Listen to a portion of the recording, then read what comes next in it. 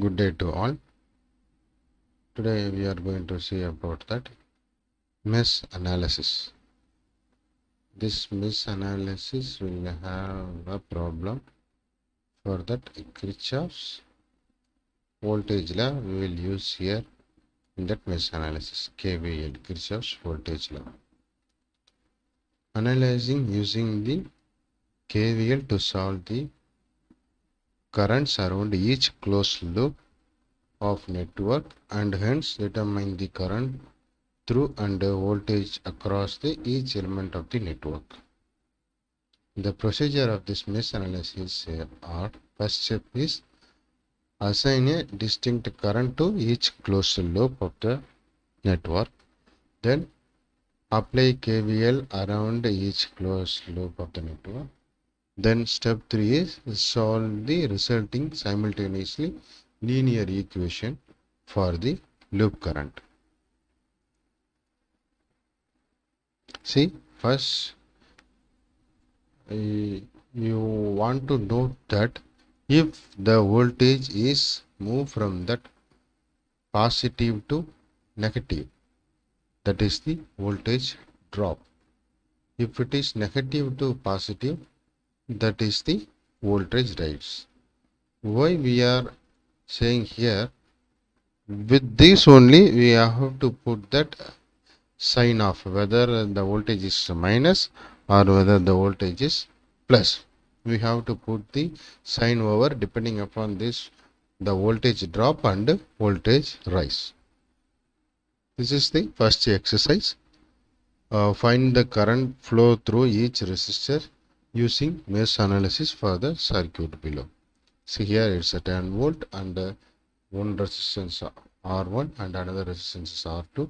Here is V2 and R3. We have to find each resistor across the each current flow across the each resistor. We have to find out here how much current is passing, here how much current is passing, here how much current is passing, like that. Now we will see the problem. See, this is the first step.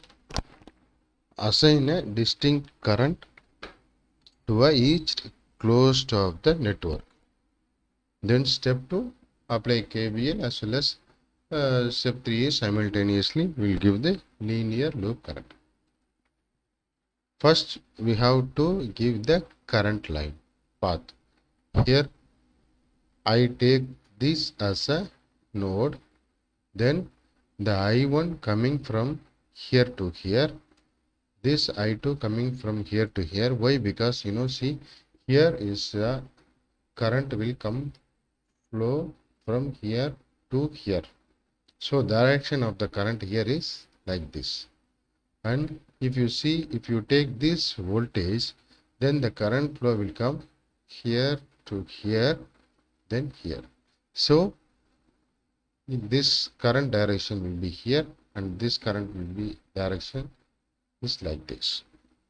This is the step 1 of that problem. Then step 2, we have to take according to our loop. I1 R1 plus I2 R2 plus I2 R3. Why we are seeing this I1 R1 plus I1 R3 plus I2 R3? Loop 1. What is that loop 1? See, here it's a loop 1. Here the current flowing here is I1. This loop I1 is flowing. Here it's a R3, so we will take here as a I3 in that loop 1. Here it's a loop 2, here it's a R2, so we will take here current is passing here is I2. Likewise, we will take here as a I3 from this loop 2. Likewise, we will differentiate those loop 2 in the step 2. You will see here. So we will take I1 R1 plus I1 R3, then I2 R3 is equal to V1. How the I2 will also come over here. You can see here in that circuit, I1 current is coming here, I3 is coming here, I2 also coming via here. So we will take I2 into R3. This R3 is 40. So we will write I1 R1, I1 R3 plus I2 R3, where the R1 resistance value is the R1 value is 10. So we'll put 10 I1, then R3 value given is 40. So 40 I1, again R3, so 40 I2 equal to 10. So 50 I1 plus 40 I2, which is equal to 10. This is for the loop 1. Then we will move up to loop 2.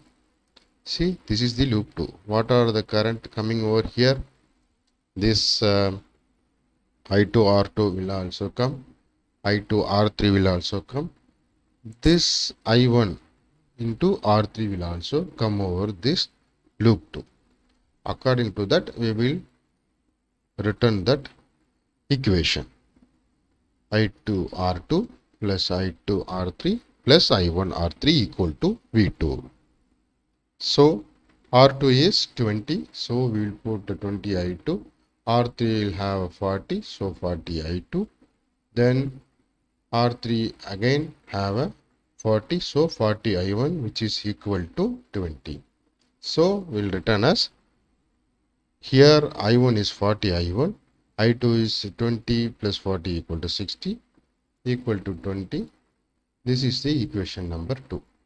This is the equation number 1 and this is equation 2. We'll have a 2 equation over here. Then the next step is 3. Solve with that 2 equation. With these 2 equations, we will going to solve over here using that matrix. We'll just put that equation over here. 50 I1 plus 40 I2 equal to 10. Then 40 I1 plus 60 I2 equal to 20. We will return this equation with that matrix form. This 50 and 40, this 40 and 60. Then we'll have a I1 I2, which is equal to 10 volt, that is a V1 equal to 10 volt, here V2 equal to 20 volt. In that matrix, how we will find out the delta? We just cross multiply with that minus sign. So here is 50, 60, 30,000 minus 40 into 40, 1600, which is equal to delta is 1400 we will get. Likewise, if you want a del I1, what we will do? We have to replace this term with that particular voltage, this term. Then we will get that del I1. Now we will going to substitute that instead of 50, 40, instead of this 50, 40, we will put this 10, 20 over here. So del I1 equal to this 10, 20, these are the voltage V1 and V2, then 40, 60 as it is. So we have to cross multiply 10 into 60, 600 minus 800, we have a minus 200. That is a delta 1 here. Then other, we have to find out the del 2. For del 2, what we have to do? We have to take this as a V1 and V2. So we will keep this 50 and 40 same as here. Then we will put, instead of this 40, 60, we will put this 10, 20 over here. So what will come? This 50 and 20 will get 1000 minus 40 into 20 will have a 400, which is equal to 600. So now we will get a delta and a delta 1 and a delta I2.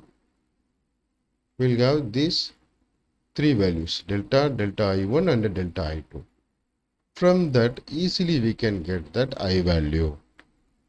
So what we have to do? We just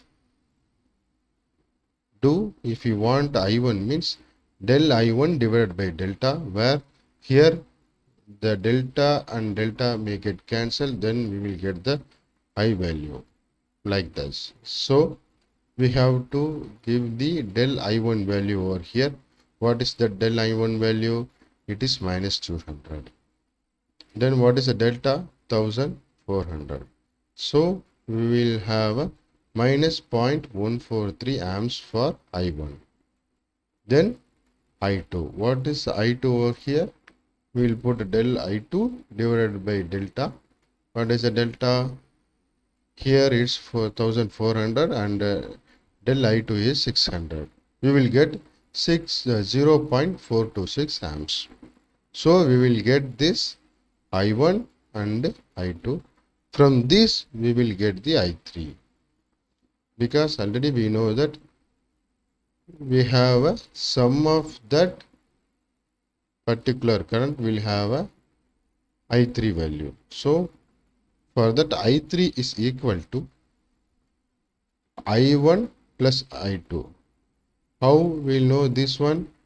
Because see here in this circuit, these two will come into the node, then this will come out to the node. So which is equal to this. So for that I3 we will get I1 plus I2. So we will substitute these values, we will get the I3. These are all about that mesh analysis, Kirchhoff's voltage law. Thank you.